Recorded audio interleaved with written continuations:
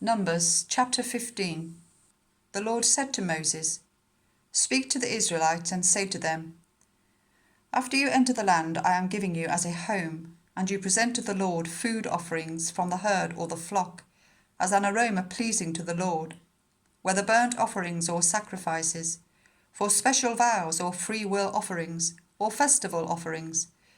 Then the person who brings an offering shall present to the Lord a grain offering of 1/10 of an ephah of the finest flour mixed with 1/4 of a hin of olive oil. With each lamb for the burnt offering or the sacrifice, prepare 1/4 of a hin of wine as a drink offering. With a ram, prepare a grain offering of 1/5 of an ephah of the finest flour mixed with 1/3 of a hin of olive oil, and 1/3 of a hin of wine as a drink offering. Offer it as an aroma pleasing to the Lord. When you prepare a young bull as a burnt offering or sacrifice, for a special vow or a fellowship offering to the Lord, bring with the bull a grain offering of 3/10 of an ephah of the finest flour mixed with 1/2 a hin of olive oil, and also bring 1/2 a hin of wine as a drink offering. This will be a food offering, an aroma pleasing to the Lord.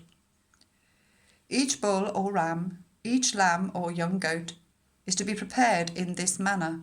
Do this for each one, for as many as you prepare. Everyone who is native born must do these things in this way when they present a food offering as an aroma pleasing to the Lord.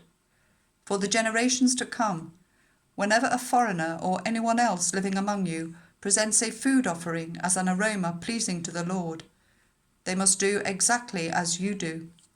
The community is to have the same rules for you and for the foreigner residing amongst you. This is a lasting ordinance for the generations to come. You and the foreigner shall be the same before the Lord. The same laws and regulations will apply both to you and to the foreigner residing among you."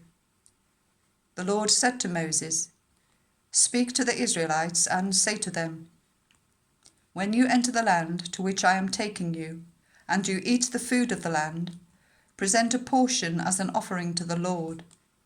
Present a loaf from the first of your ground meal, and present it as an offering from the threshing floor.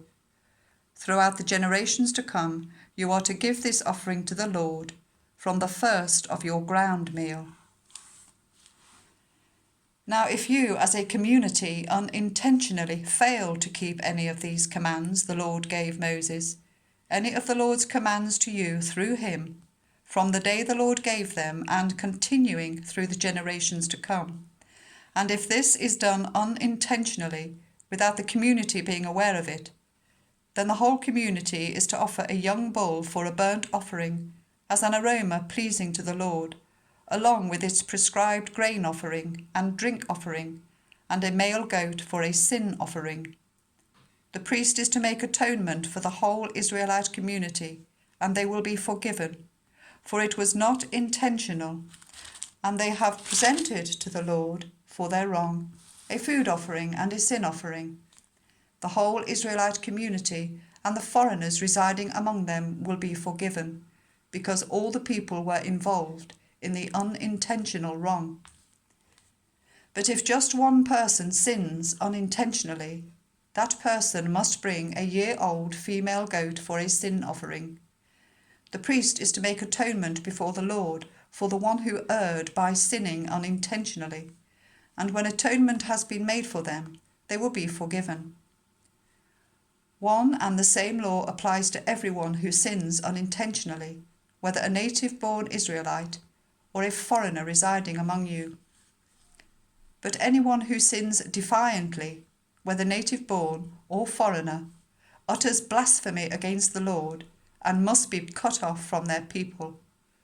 Because they have despised the Lord's word and broken his commands, they must surely be cut off. Their guilt remains on them. Whilst the Israelites were in the wilderness, a man was found gathering wood on the Sabbath day. Those who found him gathering wood brought him to Moses and Aaron and the whole assembly, and they kept him in custody, because it was not clear what should be done to him. Then the Lord said to Moses, The man must die. The whole assembly must stone him outside the camp. So the assembly took him outside the camp and stoned him to death, as the Lord commanded Moses.